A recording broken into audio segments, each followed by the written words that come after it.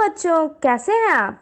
जैसा कि आपको पता है कि स्कूल बंद होने के कारण हम अपनी पढ़ाई दूरदर्शन के माध्यम से कर रहे हैं और हमारे लिए क्लास 3 से 5 की पढ़ाई प्रतिदिन दोपहर 4 बजे से 5 बजे तक शुरू हो चुकी है।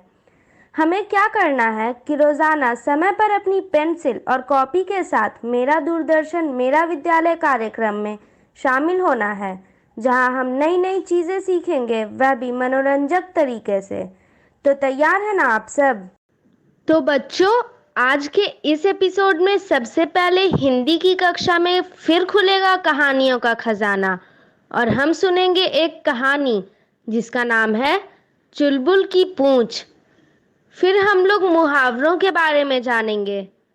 उसके बाद एक बार फिर होगा अक्षरों का खेल।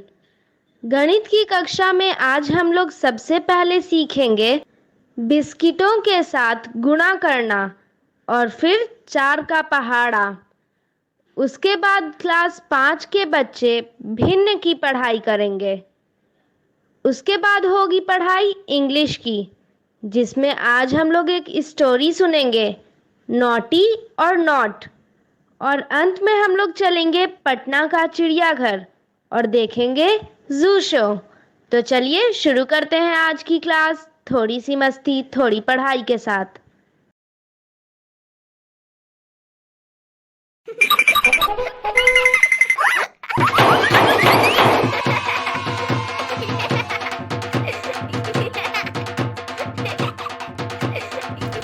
हेलो दोस्तों, वक्त हो गया है थोड़ी सी मस्ती थोड़ी पढ़ाई का। खेल खेल में सीखने के लिए आप कॉपी पेंसिल तो लेकर आए हैं ना? भाई वाह, आप तो लेकर आए हैं। और आपने मम्मी पापा भाई बहन और दोस्तों को बुला लिया है? हाँ, आपने बुला भी लिया है। बहुत ही बढ़िया। चलिए शुरुआत करते हैं हिंदी से।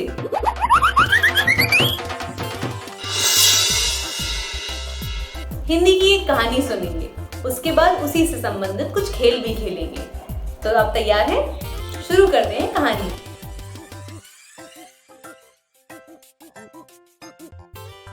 काका, आज एक अच्छी सी कहानी सुना दीजिए। अच्छी सी कहानी? मतलब रोज अच्छी कहानी नहीं सुनाता हूँ क्या? अब बिट्टो को अच्छी नहीं भी लगी होगी तो भी वो बेचारी संकोच में बोल नहीं पाएगी।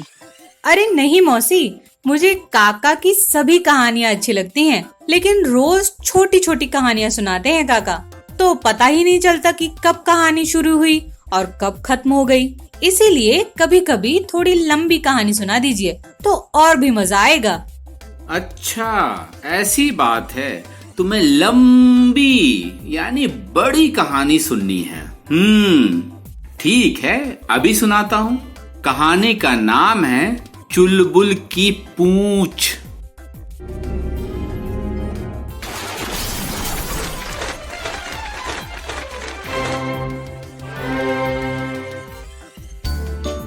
चुलबुल की पूंछ। लेखन सावित्री। चित्रांकन संजय सरकार। एक थी गिलहरी, बड़ी नटखट, बड़ी चंचल। नाम था उसका चुलबुल। कभी फुदक कर पेड़ के ऊपर तो कभी पेड़ के नीचे, कभी दोनों पैरों पर खड़ी होकर छलांगे लगाती तो कभी चिड़ियों के पीछे दौड़ लगाती। एक दिन एक पेड़ की डाल पर बैठी वह अखरोट खा रही थी। अचानक उसकी निगाह अपनी ही पूंछ पर पड़ी। ओह, ये भी कोई पूंछ है? इतनी हल्की कि पता ही नहीं चलता कि पीछे कोई पूंछ भी लगी है। उसने सोचा, क्या किया जाए? चुलबुल सोच में पड़ गई। बहुत सोच विचार के बाद उसके दिमाग में एक बात आई। क्यों ना डॉक्टर बोम्बो भालू के पास चला जाए? वह डॉक्टर बोम्बो भालू के अस्पताल पहुंची। उनके अस्पताल में विभिन्न जानवरों की पूंछ, टांग, कान अलमारी में सजा के रखे हुए थे। जब तक डॉक्टर बोम्बो भालू आते हैं तब तक मैं अपने लिए एक पूंछ ही चुन लेती हूँ। चुलबुल ने मन में सोचा और तरह तरह की पूंछें देखने लगी। काफी सोच विचार के बाद उसे बंदर की पूंछ बहुत पसंद आई। जैसे ही डॉक्टर बोम्बो कमरे में आए, चुलबुल उछलकर मेज पर बैठ गई। डॉक्टर दादा, मुझे बंदर की पूंछ लगा दो, उसने चहक कर कहा। डॉक्टर बोम्बो ने अपने चश्मे के ऊपर से देखते हुए पूछा, तुम्हारी अपनी पूंछ को क्या हुआ? मुझे अपनी पूंछ बदलनी है। चुलबुल मचली अरे भाई, बंदर की पूंछ तुम्हारे लिए ठीक नहीं है। डॉक्टर बोम्बो ने उसे समझाया। नहीं, मुझे कुछ नहीं सुनना, बस आप मेरी पूंछ बदल दो। चुलबुल ने जिद की। ठीक है, अगर तुम नहीं मानती हो तो मैं तुम्हारी पूंछ बदल देता हूँ। डॉक्टर बोम्बो ने नाक पर चश्मा ऊपर खिसकाया। चुलबुल खुश हो गई। डॉक्टर बोम्बो ने उसकी पूंछ निकालकर उसकी जगह बंदर की पूंछ लगा दी। वाह, अब हुई ना कोई बात। चुलबुल खुशी से झूम उठी। मैं भी बंदर भैया की तरह पेड़ की ऊंची डाल पर अपनी लंबी पूंछ लटकाकर बैठूंगी। ये सोचते हुए चुलबुल चल पड़ी। लेकिन ये क्या, चला क्यों नहीं जा रहा? शरीर इतना भारी क्यों लग रहा है? चुलबुल थोड़ी सी परेशान हो गई। बड़ी मुश्किल से दरवाजे के बाहर निकली। अपनी भारी पूंछ के साथ चलना उससे बहुत मुश्किल लग रहा था। किसी तरह पूंछ खींच खींच कर वो पेड़ के पास पहुंची। पेड़ पर चढ़कर थोड़ा आराम कर लूं। सोचते हुए वह पेड़ पर चढ़ने की कोशिश करने लगी। लेकिन ये क्या, वो तो 1 इंच भी पेड़ पर चढ़ नहीं पाई। कई बार उसने कोशिश की, हर बार वो गिर जाती। आखिर थक कर वो बैठ ही गई। नहीं, ये पूंछ ठीक नहीं है, इसे बदलना पड़ेगा। ये कहते हुए उसने अपनी लंबी पूंछ को हाथ से उठाने की कोशिश की। किसी तरह लड़खड़ाते हुए वो दोबारा डॉक्टर बोम्बो के अस्पताल पहुंची। डॉक्टर दादा, ये पूंछ तो बहुत भारी है, कोई हल्की पूंछ दिला दो। चुलबुल ने थकी आवाज में कहा। मैंने तुम्हें पहले ही मना किया था। डॉक्टर बोम्बो कुछ गुस्से में बोले। गलती हो गई डॉक्टर दादा, आप मुझे बिल्ली की पूंछ लगा दो। चुलबुल ने अपनी गलती मानते हुए सलाह दी। डॉक्टर बोम्बो ने बंदर की पूंछ हटाकर बिल्ली की पूंछ लगा दी। ये पूंछ बंदर की पूंछ से तो हल्की है। सोचते हुए चुलबुल चल पड़ी। पूंछ की अदला बदली में वो अब तक बहुत थक गई थी। वो पास के एक पेड़ के पीछे लेटकर आराम करने लगी। थकी हुई थी, इसीलिए उसे तुरंत नींद आ गई। अचानक जोर की आवाज सुनकर उसकी नींद टूटी। अरे बाप रे बाप!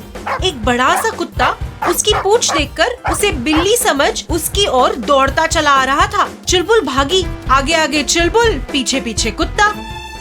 उफ, इस पूंछ के साथ तो मैं भाग भी नहीं पा रही हूँ। मेरी अपनी पूंछ कितनी हल्की थी, मैं कितनी आराम से भाग सकती थी। चुलबुल अपनी गलती पर पछताने लगी।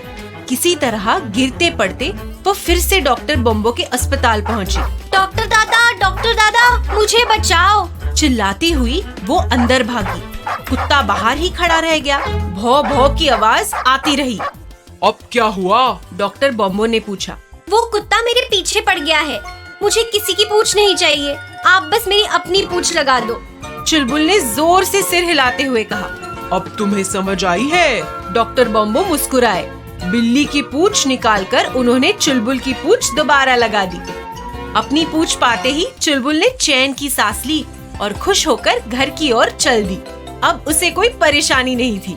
उसके होठों पर एक गीत था। अपनी पूंछ है सबसे प्यारी, हल्की फुल्की न्यारी न्यारी, उछल कूद कर दौड़ लगाती, लगती नहीं है मुझको भारी। वाह, क्या बात है काका! आज तो आपने बड़ी मस्त वाली कहानी सुनाई है। क्यों मौसी, आप क्या कहती हो? हाँ भाई, आज तो कहानी सुनकर मजा ही आ गया। चलो शुक्र है, तुम दोनों को कहानी अच्छी तो लगी। अब जरा सवाल जवाब हो जाए। सवाल जवाब तो होंगे काका, लेकिन आप लोगों से नहीं। आज दर्शक खुद ही इस पर सवाल जवाब करेंगे। तो बच्चों, आप इस कहानी पर 4 से 5 सवाल बनाइए और अपने दोस्तों या घर पर किसी से उनके उत्तर पूछिए। थोथा चना बाजे घना। क्या बिट्टू की मौसी मुझे कुछ बोल रही हो क्या? अरे नहीं काका, मौसी तो बस एक लोकोक्ति बोल रही हैं। लेकिन मौसी, इसका अर्थ क्या होता है? बिट्टू, इसका अर्थ होता है कम ज्ञान होना मगर उसका दिखावा ज्यादा करना। बिट्टू की मौसी, मैं जानता हूँ, ये तो तुमने मुझे ही बोला होगा। अरे जब आप जानते हैं तो पूछ क्यों रहे हैं? अरे भाग्यवान, इसलिए पूछ रहा हूँ कि संदर्भ समझ में नहीं आया। बिट्टू की मौसी, ये बताओ, मुझे ज्ञान नहीं है, सारा ज्ञान तो तुम्हारे पास ही गठरिया में बंधा रखा है, यही बात है ना? वो तो रखा है बिट्टू के काका, जाइए अंदर देखिए, कमरा भरा है मेरा ज्ञान से। हा हा हा हा। अरे अरे मौसी, काका रुकिए, आपकी इन बातों से मुझे एक खेल याद आ रहा है। खेलेंगे आप लोग? कौन सा खेल बिट्टू? मुहावरों और लोकोक्तियों का खेल। बिट्टू, तुम्हारी मौसी ने अनाप शनाप बोलकर मन किरकिरा कर दिया। खेलने का तो अब मन नहीं है, लेकिन तुम्हारी खातिर खेल लेता हूँ। बताओ क्या करना होगा इस खेल में? हाँ हाँ, मेलोडी खाकर खुद ही जान लेते हैं। अरे काका भूल गए? अच्छा जी, ऐसा? ठीक है बिट्टू, शुरू करो। तो खेल शुरू करते हैं मुहावरों और लोकोक्तियों का। इस खेल में हमें क्या करना होगा? तो यह खेल मैं भी पहली बार खेल रही हूँ। तो आइए बच्चों, देखते हैं इसमें क्या करना है। तो खेल शुरू करें? अच्छा, अब समझी मैं। इस खेल में हमें एक मुहावरे का अर्थ बताना है। तो ये रहा मुहावरा, एक तो करेला दूजा नीम चढ़ा। इसका अर्थ क्या होता है? तो ये 4 अर्थ इसके दिए हुए हैं, इसमें से एक सही है। तो पहला है, अपराधियों के साथ निरपराध व्यक्ति भी दंड पाते हैं। ये तो इसका नहीं है। कटु या कुटिल स्वभाव वाले मनुष्य कुसंगति में पड़कर और बिगड़ जाते हैं। बहुत प्यारा होना। अपने कर्म ही सहायक होते हैं। तो मुहावरा है, एक तो करेला दूजा नीम चढ़ा। करेला तो होता है कड़वा और नीम होती है उससे और भी कड़वी। तो पहला या दूसरे में से मुझे संदेह हो रहा है कि ये होगा, अपराधियों के साथ निरपराध व्यक्ति भी दंड पाते हैं। नहीं, कड़वा होना और भी कड़वा हो जाना नीम पे चढ़ने के बाद। तो कटु या कुटिल स्वभाव वाले मनुष्य कुसंगति में पड़कर और बिगड़ जाते हैं। हाँ, यही सही लग रहा है। क्लिक करके देखती हूँ। Right answer. अगला है, चिराग तले अंधेरा। अच्छा, 4 ऑप्शन क्या क्या है?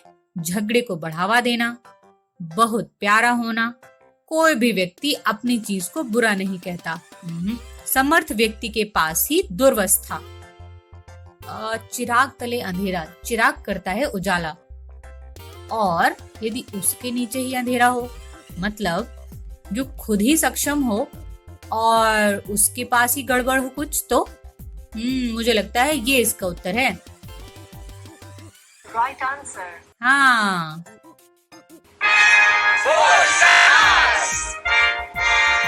अरे वाह, मुझे 4 स्टार मिले हैं। ये खेल खेलकर तो मजा ही आ गया। मैंने कितने सारे मुहावरों के सही उत्तर दिए। कैसा लगा आप दोनों को खेल? मुझे लगता है ये खेल तो बहुत ही मजेदार था। तुम्हारी मौसी की वजह से जो मन खट्टा हुआ था, ये खेल देखकर अब ठीक हो गया है। मुझे तो सच में ये खेल बहुत अच्छा लगा, मन खुश हो गया। वैसे काका, आप भी अपनी बातों में बहुत से मुहावरे बोल रहे हैं आज तो। अरे अरे अरे, मैं कहाँ, मुझसे ज्यादा तो तुम्हारी मौसी बोलती हैं ये मुहावरे। जब देखो एक मुहावरा टपका देती हैं और इसका मतलब ही सोचने में मैं लग जाता हूँ, ढूंढता फिरता हूँ। अब बिट्टू के काका, मुझे इतना भी चने के झाड़ पर ना चढ़ाइए। हाँ काका, आपकी बात सही है। देखिए, अभी ही बोल दिया उन्होंने। अरे वाह, आज तो बहुत सारे मुहावरे हो गए। तो क्यों ना ये शो देख रहे बच्चों से कहा जाए कि इन मुहावरों के अर्थ पर वो अपने घर में बातचीत करें और इनका अर्थ निकालें, सोचें, समझें और लिखें। क्यों बच्चों, हो तैयार? तो शुरू हो जाओ। हाँ हाँ, जरूर काका। बच्चों ने आपकी बात सुन ली और वे ऐसा ही करने वाले हैं। बच्चों, मैं ब्लैक बोर्ड पर कुछ अक्षर दूंगा, आप लोगों को क्या करना है, उससे शब्द बनाना है। क्या बनाना है? शब्द बनाना क्या है? चार। क्या है? ये क्या है? क्या है? ये क्या है?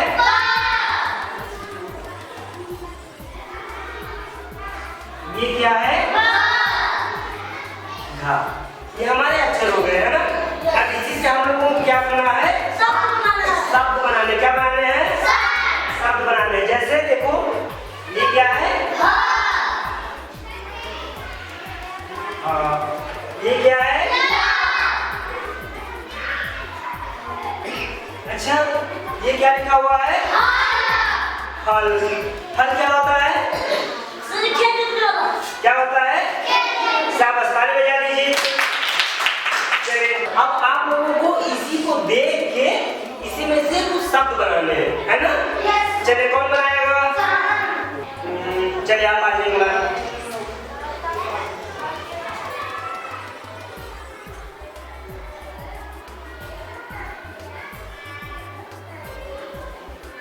ये क्या होगा? कलम। कलम सब लोग देखे हैं ना? बहुत अच्छा। चलिए, आप आ जाइए।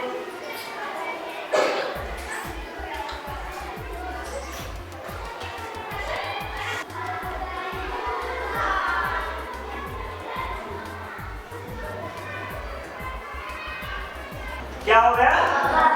बहन क्या होता है? बोलो। बहन। शाबाश, ताली बजा दीजिए इसके लिए। और कौन आएगा? चलो, बहुत अच्छा, ताली बजा दीजिए पूजा के लिए। सभी लोग ध्यान दीजिए। कुछ अक्षर दिए थे, हमने क्या किया? दो शब्द बनाए। आप लोगों ने कितना शब्द बना दिए, कितना मजा आया। सब लोग अच्छा अपने लिए ताली बजा दीजिए भाई। मुझे अभी अभी ये ध्यान आया है कि बिट्टू की मौसी, आज तुम्हारी बारी है। मेरी बारी? किस बात की है बारी मेरी? अरे काका, मैं समझ गई। आज चैलेंज लेने की बारी मौसी की है। कौन सा चैलेंज बिट्टू? अरे वही मौसी जो कल काका ने लिया था। मुझे तो कुछ याद नहीं आ रहा कि कल तुम्हारे काका ने कौन सा चैलेंज लिया था। अरे बिट्टू, तुम्हारी मौसी को याद नहीं आने वाला। तो काका आप ही बता दीजिए मौसी को। हाँ हाँ बताइए, ऐसा क्या है जो आपको मुझे याद करवाना पड़ रहा है? हाँ हाँ, जरूर याद करवाऊंगा। आज तुम्हें एक अक्षर से शब्द बनाने हैं। हाँ मौसी, आज आपकी बारी है। अरे बस इतनी सी बात, बताओ तो मैं अभी बता देती हूँ।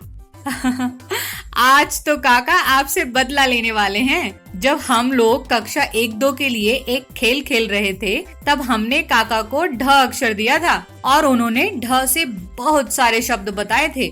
आज आपको ऐसा अक्षर देंगे जिससे बहुत कम शब्द बनेंगे। अच्छा, कोई भी अक्षर दे दें, वो भी देखेंगे। मैं इतने शब्द बताऊंगी कि आंखें खुली की खुली रह जाएंगी।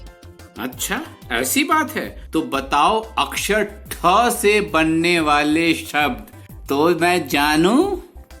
देखा मौसी, मैंने कहा था ना, ठ दिया है जिससे इतने कम शब्द सुनने को मिलते हैं अपने आसपास। अरे कोई बात नहीं बिट्टू। अच्छा चलो गिनो आप दोनों ठ अक्षर से शब्द। तो ठा से शुरू करती हूँ। ठ से होता है ठनकना, ठनगन, ठनकार, ठक ठक, ठगना, ठक ठकाना, ठाकुर, ठठेरा, ठठेरी, ठगाना, ठिठोली, ठप्पा, ठसक, ठसाठस, ठहरना, ठहराव, ठहराना, ठहाका, ठाएं, ठाठ, ठाट बाट, ठान, ठौर, ठिकाना, ठिगना, ठप, ठप्पा, ठलुआ, ठाकुरबाड़ी, ठाड़ा, ठानना, ठिकानेदार, ठिठकना, ठिठुरता। अरे अरे मौसी, बस करो, कितने शब्द बताएंगी आप? अभी कहाँ बस, अभी तो और भी शब्द हैं। कितने हुए बिट्टू के काका? हाँ, अभी हो गए 32, लेकिन मुझसे तो कम ही हैं। अभी और बताती हूँ, रुकिए। ठिठुरना, ठिठोली, ठीक, ठीक ठाक, ठुमका, ठुमकने, ठुमकना, ठूसना, ठोंकना, ठोक पीट, ठोडी, ठोस, ठिठुरन, ठिलिया, ठीकरा और ठोकर। वाह भाई, मौसी हो तो ऐसी, इतने मुश्किल अक्षर से भी इतने सारे शब्द बता दिए और काका की बोलती हो गई है बंद। अरे बिट्टू, तुम्हारी मौसी के सामने तो मेरी बोलती बंद रहती है हमेशा। हा हा हा हा हा हा। अरे बिट्टू की मौसी, तुमने तो सच में मुझे चौंका दिया। मुझे लगा था तुम 10 भी नहीं बता पाओगी। मैं गलत था। आप भी ना अच्छा मजाक कर लेते हैं। मौसी, काका सच में अंदर से तारीफ कर रहे हैं। तो बच्चों, जैसे बिट्टू की मौसी ने अक्षर ठ से ढेर सारे शब्द बताए, पहले तो आपको भी लगा होगा कि बहुत कम शब्द होते हैं अक्षर ठ से, लेकिन आपकी मौसी ने 50 शब्द अभी ही बता दिए। तो सोचिए और कितने शब्द होते होंगे। क्या आप अक्षर ड से शब्द बता सकते हैं? अगले एपिसोड में बिट्टू इससे शब्द बताने वाली है। देखिएगा कहीं आपसे ज्यादा न बना ले वो। तो अपनी ड से शब्दों की लिस्ट तैयार रखिएगा। अगले एपिसोड में मिलते हैं।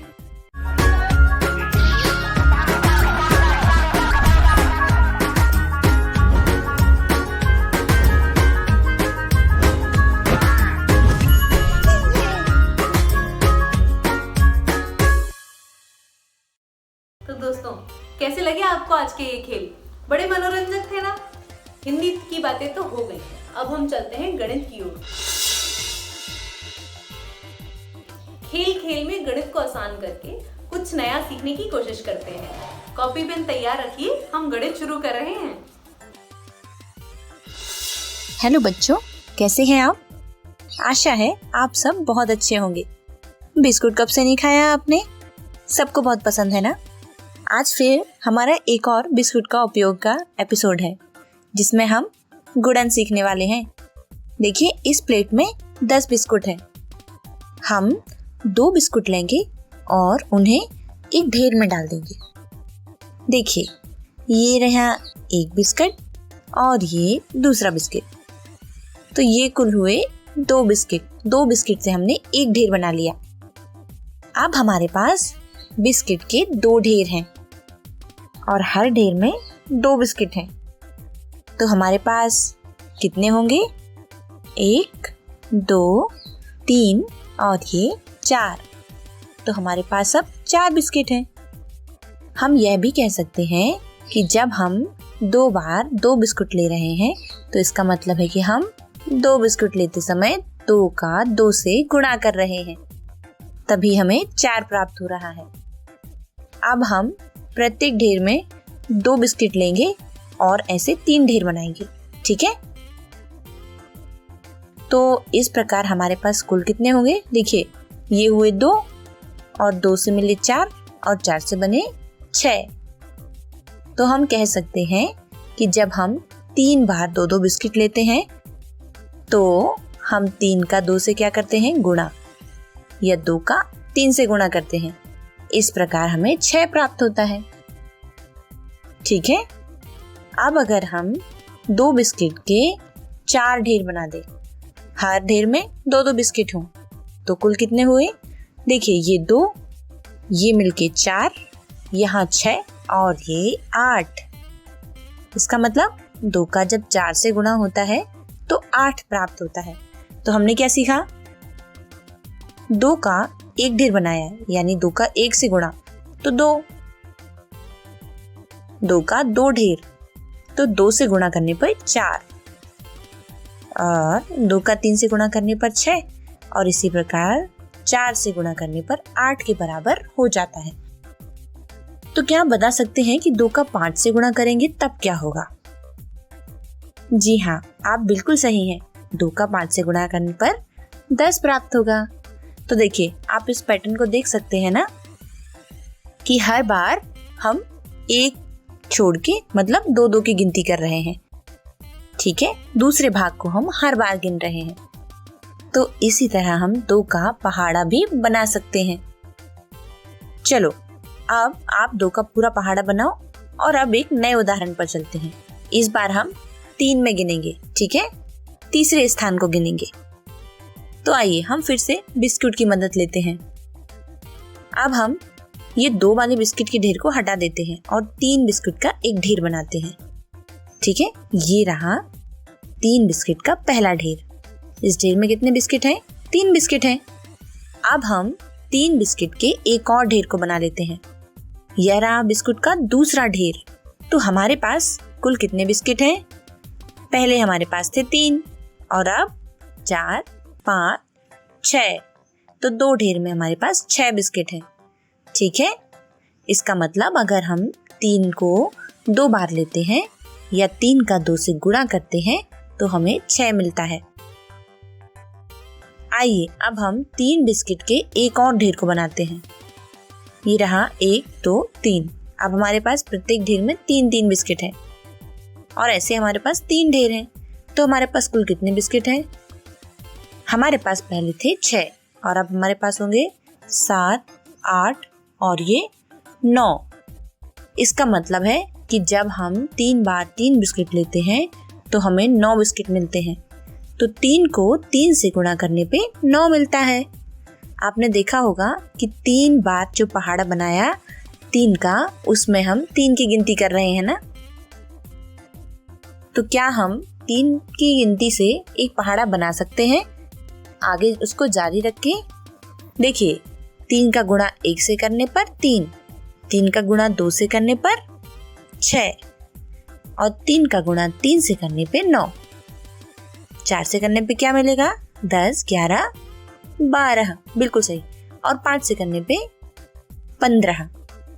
अब मुझे बिल्कुल यकीन है कि आप इसी तरह आगे पूरा पहाड़ा बना लेंगे और सीखते रहिएगा। हम फिर मिलेंगे, बिस्कुट भी खाइएगा और ठीक है, फिर मिलते हैं। Bye bye. हेलो दोस्तों, कैसे हैं आप? सभी अच्छे हैं ना? मैंने आपको 2 का और 3 का पहाड़ा पढ़वाया था और याद भी करवाया था। चलो आज हम 4 का पहाड़ा पढ़ेंगे। तो सबसे पहले मैं 4 का पहाड़ा पढ़ के बताऊंगी कि इसे कैसे पढ़ना है। फिर सोनू और आप साथ में दोहराना, ठीक है? अभी सोनू भी ध्यान से सुन रहा है, आपको भी ध्यान से सुनना है। शुरू करते हैं। 4 एकम 4, 4 दूनी 8, 4 तिया 12, 4 चौके 16, 4 पंचे 20, 4 छक्के 24, 4 सत्ते 28, 4 अट्ठे 32, 4 नम्मे 36, 4 दाहम 40। और अब मेरे साथ बोलेगा सोनू भी, और आपको भी दोहराना है, ठीक है? फिर से शुरू करेंगे। ओके। 4 एकम 4, 4 एकम 4, 4 दूनी 8, 4 दूनी 8, 4 तिया 12, 4 तिया 12, 4 चुक्के 16, 4 चौके 16, 4 पंचे 20, 4 पंचे 20, 4 छक्के 24, 4 छक्के 24, 4 सत्ते 28, 4 सत्ते 28, 4 अट्ठे 32, 4 अट्ठे 32, 4 नम्मे 36, 4 नम्मे 36, 4 दहाई 40। 4 दहाई 40। बहुत अच्छे। हेलो दोस्तों, आइए आज हम एक मजेदार से विषय पर बात करते हैं। क्या आपको पता है कि ये भिन्न क्या होता है? आपने सुना होगा ना, लोग भिन्न भिन्न प्रकार के होते हैं, लेकिन नहीं, ये वो भिन्न तो नहीं है, ये तो गणित का भिन्न है। चलो आओ, आज हम इसके बारे में जानते हैं। सीमा और राजू को बहुत तेजों की भूख लगी है और ये रोटी है जिसे देखकर सीमा राजू को बहुत तेज भूख लग गई होगी। तो सीमा की माँ ने दोनों को खाना खाने को दे दिया। सीमा की माँ ने रोटी के किए 4 समान टुकड़े। फिर क्या? सीमा को 2 टुकड़े मिल गए और राजू बेचारा एक ही टुकड़ा मिला उसे। तो क्या आप बता सकते हैं कि सीमा और राजू को रोटी का आखिर कितना भाग मिला है? बिल्कुल सही हैं आप, सीमा को मिले 2 भाग और राजू को मिला है 1 ही भाग। अब क्या आप बता सकते हैं कि इन भागों को हम संख्या के रूप में कैसे लिखेंगे? चलो देखते हैं। माँ ने रोटी के 4 समान भाग किए थे, मतलब भागों की कुल संख्या हुई 4। अब सीमा को मिले 2 भाग, मिले ना 2 भाग। पता है गणित में इनको एक अलग ही तरीके से लिखते हैं।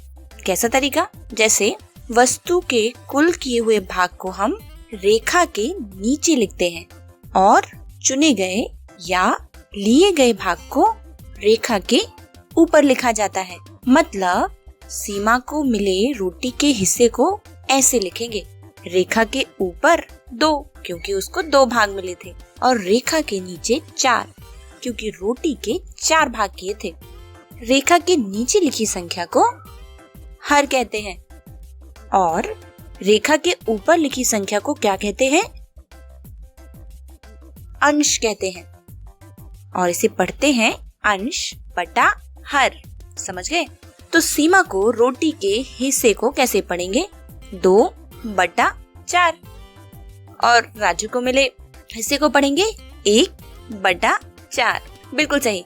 और सीमा को मिले रोटी के हिस्से में 2 को पढ़ेंगे अंश और 4 को कहेंगे हर। ऐसे ही राजू की रोटी के हिस्से में भी 1 को कहेंगे अंश और 4 को हर कहते हैं। 2/4 या 1/4 यह एक संख्या है जो वस्तु के हिस्सों को बताती है और ऐसी संख्याओं को हम भिन्न कहते हैं। मतलब भिन्न वह संख्या है जो किसी भी वस्तु के भाग या हिस्सों को दर्शाती है और भिन्न को हम अंश बटा हर के रूप में लिखते हैं। अब बताइए कि एक वस्तु के 6 बराबर हिस्से के, ठीक है, 1 2 3 4 5 6, और इन 2 हिस्सों को रंग दिया, तो बताओ वस्तु का कितना भाग रंगा हुआ है? चलो इसे लिख कर देखते हैं। कुल किए हुए भागों को हम कहाँ लिखने वाले हैं? नीचे की तरफ, और रंगे हुए भागों को रेखा के ऊपर। मतलब 2 यह रेखा के ऊपर लिखेंगे और 6 या नीचे। तो पढ़ेंगे क्या? वस्तु का 2/6 भाग रंगा हुआ है ना आसान? चलो एक और वस्तु लेते हैं। एक गोल वस्तु के 4 समान भाग किए और 3 भागों को रंग दिया। आप बता सकते हैं क्या कि कैसे लिखेंगे और पढ़ेंगे? कोशिश कीजिए। जी हाँ, बिल्कुल सही है। इसे पढ़ेंगे 3/4। अब आप सोच रहे होंगे कि संख्याओं को ऐसे पढ़ने की आवश्यकता ही क्यों है, या भिन्न संख्याओं को समझने की जरूरत क्यों होती है? तो इसका जवाब है कि हमें ऐसी संख्याओं का दैनिक जीवन में उपयोग करना ही पड़ता है। आइए हम देखते हैं कि भिन्नों का उपयोग अपने दैनिक जीवन में हम कहाँ कहाँ करते हैं। जैसे रोहित ने आधी रोटी खाई, नेहा ने 1 पाव दूध पिया, या फिर शर्ट को सिलवाने के लिए केवल 0.25 मीटर कपड़े की जरूरत है। तो इन 3 उदाहरणों में हमने जो संख्याओं का उपयोग किया है वे सभी भिन्न संख्याएं हैं। कैसे? आइए देखिए। 1 पाव का मतलब है 1/4, आधा का मतलब होता है 1/2, और ये पौने, इसका मतलब होता है 3/4। समझ गए? अब सोचिए कि कोई संख्या दी गई हो और उसे अंश में और हर में लिखना हो, तो उसका अंश कितना होगा और उसका हर कितना होगा, ये आप निकाल के लाइएगा। ठीक है, फिर मिलेंगे। हेलो दोस्तों, आइए आज हम भिन्न की पहचान पर एक खेल खेलते हैं। खेल बड़ा ही आसान है। आपको पहचानना है कि ये कौन सी भिन्न है इनमें से। तो शुरू करें। आपके पास नए नए आकृति आएंगे जिसमें आपको भिन्न पहचानना होगा। जैसे कि दिए गए चित्र से मेल खाने वाला भिन्न चुने। ये रहा। इसमें आपको एक आयत दिख रहा है ना, और आयत में अंदर कितने भाग हैं? 1 2 3 आयत। 3 आयत और बने हैं आयत के अंदर। इस तरह 3 भाग हैं। अब आप देखिए, कुल 3 भाग हैं, अतः कुल पार्ट को तो हम नीचे लिखने वाले हैं, मतलब हमारा हर 3 होगा। और अब देखो इसमें से 2 भाग रंगे हुए हैं, इसका मतलब है कि 2 हमारा अंश होगा और भिन्न होगी 2/3।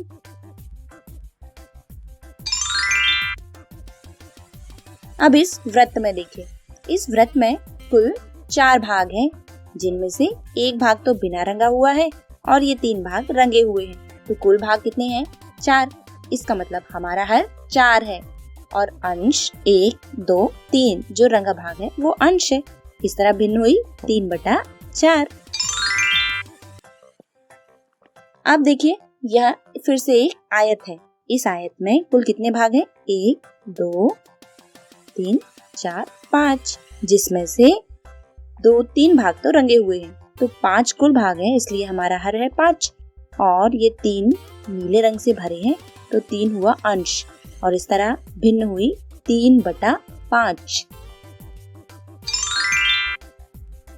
अब अगला, इसमें भी एक वृत्त है और इस वृत्त में कुल 1, 2, 3, 4, 5, 6 भाग हैं। कुल 6 भाग हैं, जिसमें से ये 2 भाग में तो कलर है, तो कुल 6 हैं, इसलिए हर तो 6 है और ये रंगे हुए 2 हैं, इसलिए अंश 2 और भिन्न हुई 2/6। फिर से एक आयत है और इस आयत में अंदर 2 बॉक्स हैं। इन 2 बॉक्स में से एक बॉक्स पे कलर है और एक बॉक्स है सफेद। कुल 2 हैं, इसलिए हर 2 और अंश 1 होगा और इस तरह हमारा उत्तर होगा 1/2।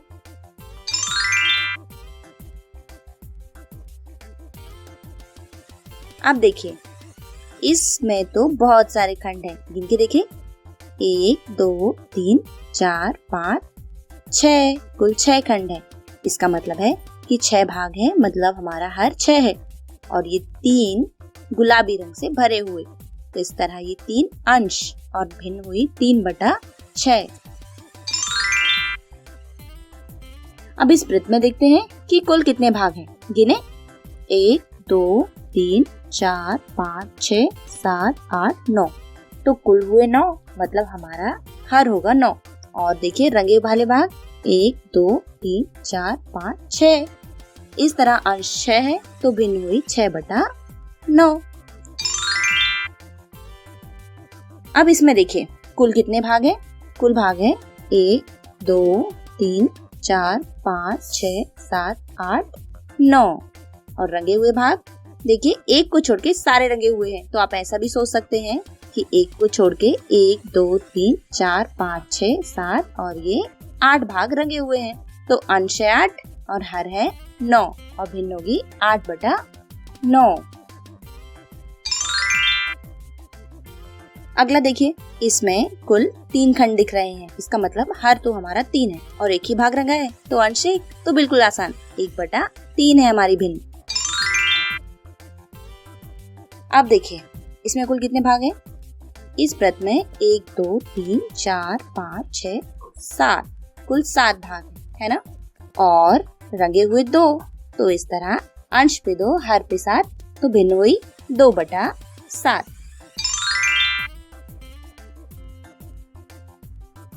फिर अगला, ये तो पहले भी था, ये तो बहुत आसान है, 2 भाग हैं कुल, तो 2 नीचे और 1 भाग भरा हुआ तो 1 ऊपर, इस तरह 1/2।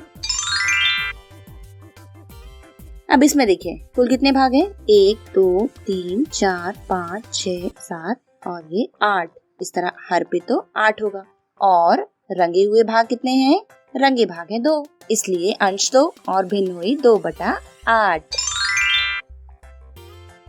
अगला देखते हैं, 1, 2, 3, 4, 5, 6, तो कुल भाग है 6 और 3 भाग रंगे हुए हैं, तो भिन्न होगी 3/6। बिल्कुल आसान था। अगला देखते हैं, इस बार 1, 2, 3, 4, 5, 6, 7, कुल भाग 7 है, मतलब हर 7 है और अंश 1, 2, 3, तो 3/7 हमारी भिन्न हुई। फिर से देखिए 1, 2, 3, 4, 5, 6, 7, 8, तो हर में तो 8 है और 1, 2, 3, 4, 5, 6 भाग भरे हुए, तो 6/8 हमारी भिन्न है। तो मजा आया? इस तरह से आप घर पे भी प्रैक्टिस कर सकते हैं।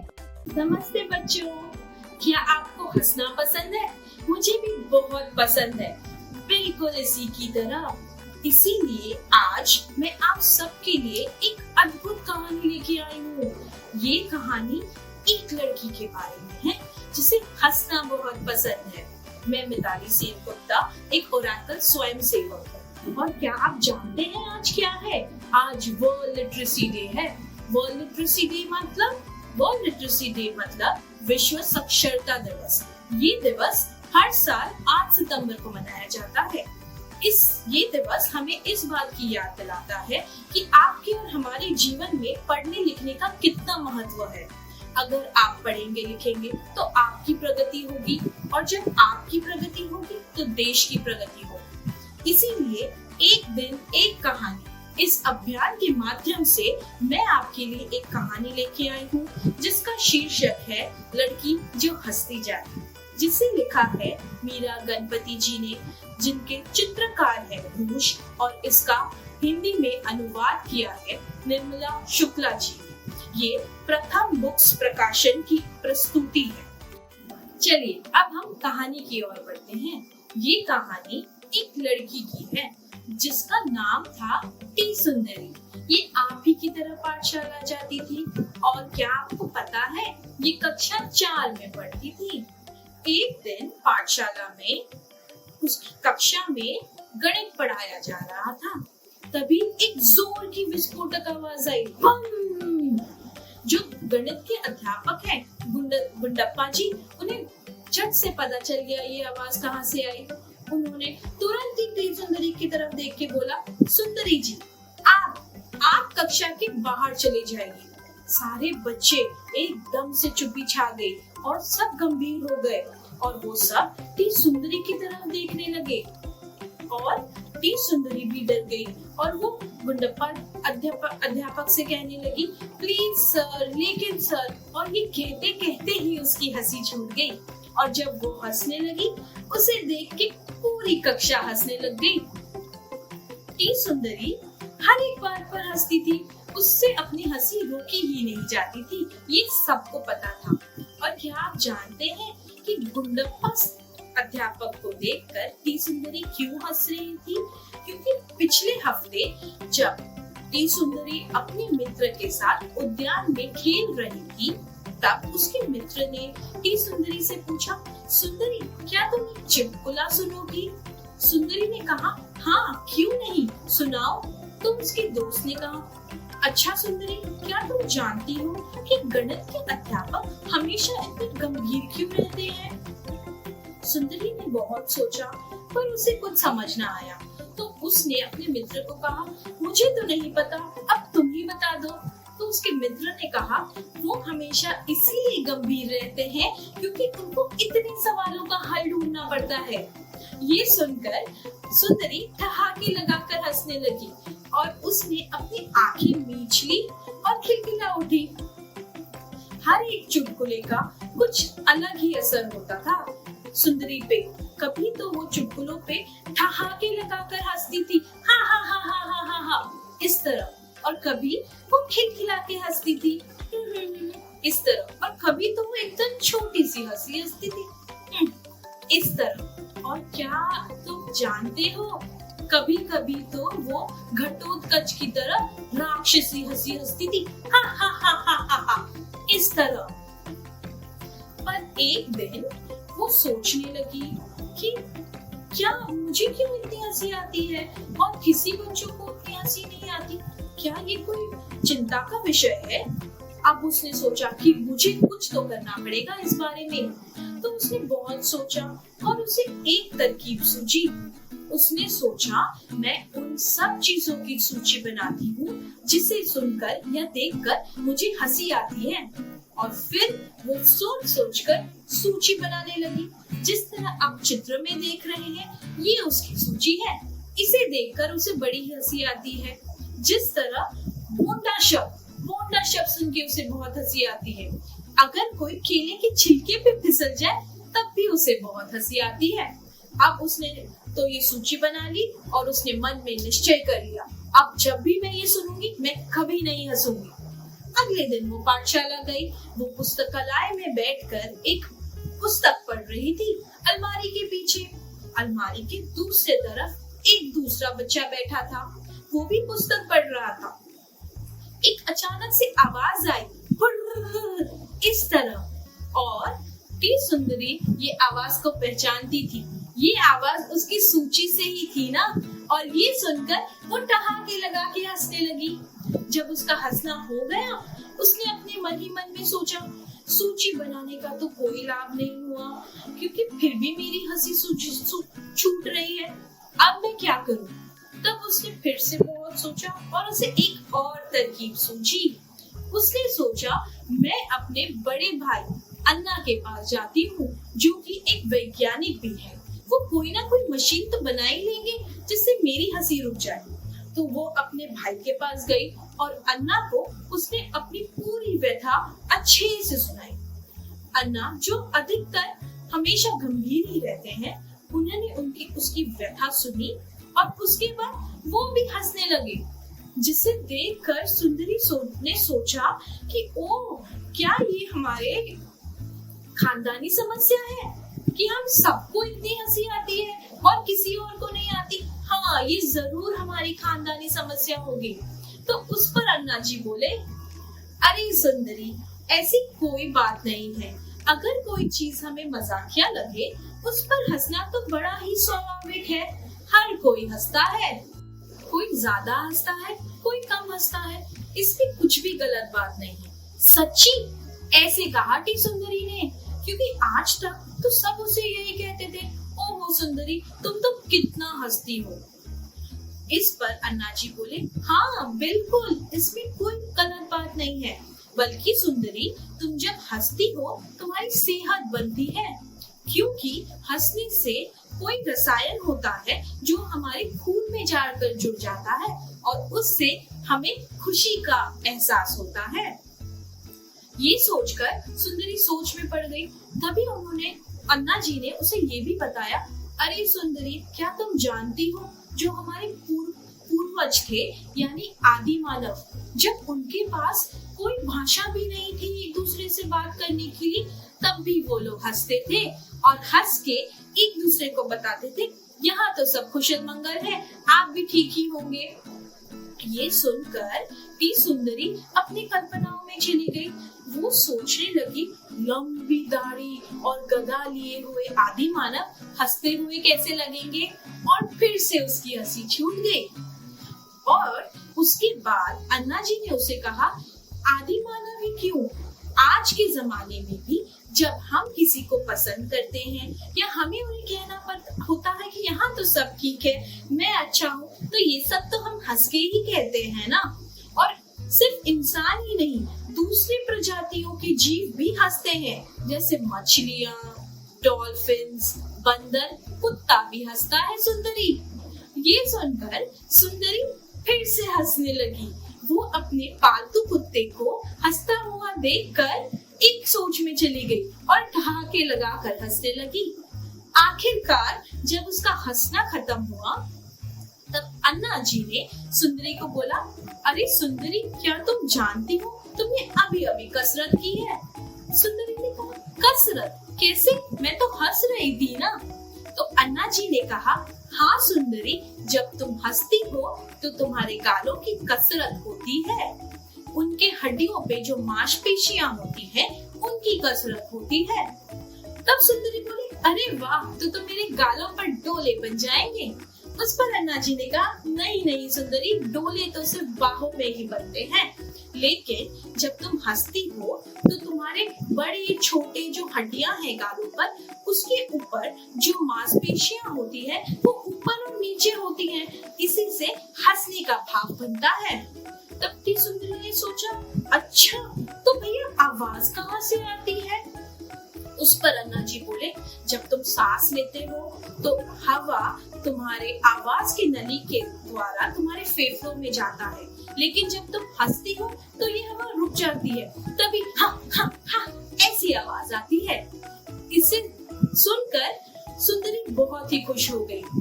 उस पर अन्ना जी ने अब सुंदरी को कहा, अच्छा समझी सुंदरी, हंसना बहुत ही सहज है और अगर तुम किसी को ठेस पहुंचाए बिना हंस रही हो तब तो तुम्हारी सेहत के लिए भी अच्छी बात है। और उस पर अन्ना जी ने कहा, अरे छोड़ो सुंदरी, अब चलो चाय पीते हैं, चाय का समय हो रहा है। तब सुंदरी ने कहा, अच्छा ठीक है। तब भैया ने उसे कहा, और चाय के साथ हम एक एक आलू बोंडा भी खाएंगे। अब अन्ना जी को पता था क्या होने वाला है। बिल्कुल सही, स्त्री सुंदरी ठहाके लगा के हंसने लगी क्योंकि उसे तो बोंडा शब्द पे बहुत हंसी आती है। तो बच्चों, आप मुझे ये बताइए, क्या आप भी टी सुंदरी की तरह हंसते हैं कि थोड़ा कम हंसते हैं कि टी सुंदरी से भी ज्यादा हंसते हैं? अच्छा, मैं आपको एक कार्य कहती हूँ, आप एक काम करिएगा। आज अगर आपके घर पर कोई आईना हो, उसके सामने जाके खड़े हो जाइए और अलग अलग तरीके से हंस के देखिए। छोटी सी हंसी, बड़ी सी हंसी, राक्षस जैसी हंसी, ठहाके लगा के हंसी। देखिए आपको बहुत मजा आएगा और आपको खुशी भी होगी। और जिस तरीके से हमने इस कहानी के द्वारा समझ में आया है कि हंसने से तो हमारी कसरत भी होती है, तो आपकी भी कसरत हो जाएगी और आपकी सेहत भी बच जाएगी। और अगर आपको किसी दिन हंसने का मन नहीं हुआ तो मेरे पास एक तरकीब है। मैं आपको कुछ इस तरीके से एक स्माइली मास्क बनाना सिखाऊंगी, जो आप अपने चेहरे पे लगाएंगे तो लोगों को देख के लगेगा कि आप तो हंस ही रहे हैं। इस तरह ये स्माइली मास्क बनाने के लिए हमें एक कागज का टुकड़ा चाहिए। ये कोई भी कागज हो सकता है, आप अपने पसंद के भी ले सकते हैं, कोई भी रंग के। एक कागज का टुकड़ा, कैंची, पेंसिल, एक लकड़ी का टुकड़ा, ये झाड़ू के पीछे जो लकड़ी होती है वो भी हो सकता है, कुछ सेलो टेप और कुछ कलर्स आपके पसंद के। अब आप क्या करिए, इस कागज पे कोई भी गोल आकार की चीज रखिए और इस पर इस तरीके से एक गोल बना लीजिए और इसे काट लीजिए कैंची से। जब आप ये कर लेंगे तो मैंने ऑलरेडी काट के रखा है, तो आपको इस तरीके का एक गोल कागज मिलेगा। इस कागज पर आपको जो भी पसंद है उस तरीके का स्माइली बना लीजिए पेंसिल से। मैंने यहाँ ऑलरेडी पेंसिल से एक बना के रखा है स्माइली, देखिए इस तरह से। अब इस स्माइली में हम कलर करेंगे। पहले उसकी आंखों को कलर कर देंगे। आपको जो कलर अच्छा लगता है, जो रंग पसंद है वो बनाएं, वो कलर करें। अगर आपको उस दिन ज्यादा हंसने का मन नहीं है तो आप छोटा स्माइली बना सकते हैं। अगर आपको बहुत हंसने का मन है तो आप क्या कर सकते हैं कि आप बड़ी सी हंसी बना सकते हैं। और पता है बच्चों, ये मास्क आप अपने जन्मदिन पे भी पहन सकते हैं और आप ही नहीं, आपके दोस्त भी पहन सकते हैं। फिर आप भी टी सुंदरी जैसे हंसने लगेंगे। अब मैं इसके मुंह पर इस तरीके का एक रंग भर रही हूँ। आपको जो पसंद है आप करिए, आपका मास्क उससे और सुंदर ही लगेगा। इस तरीके से आप मास्क में रंग भर दीजिए।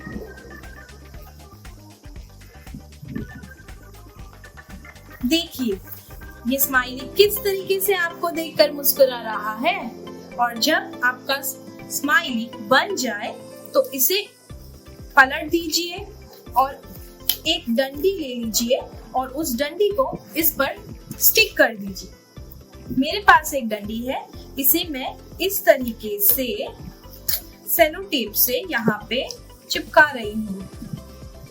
देखिए मेरी स्माइली बिल्कुल तैयार है और एक ही नहीं, मैंने तो कई स्माइली बनाए हैं। देखिए इसमें से आपको कौन सा पसंद है, जरूर ट्राई करिएगा घर पे। आशा करती हूँ कि आपको ये कहानी बहुत पसंद आई होगी और आप जरूर जो भी मैंने आपको बताया है वो घर पे करेंगे। सुनने के लिए धन्यवाद।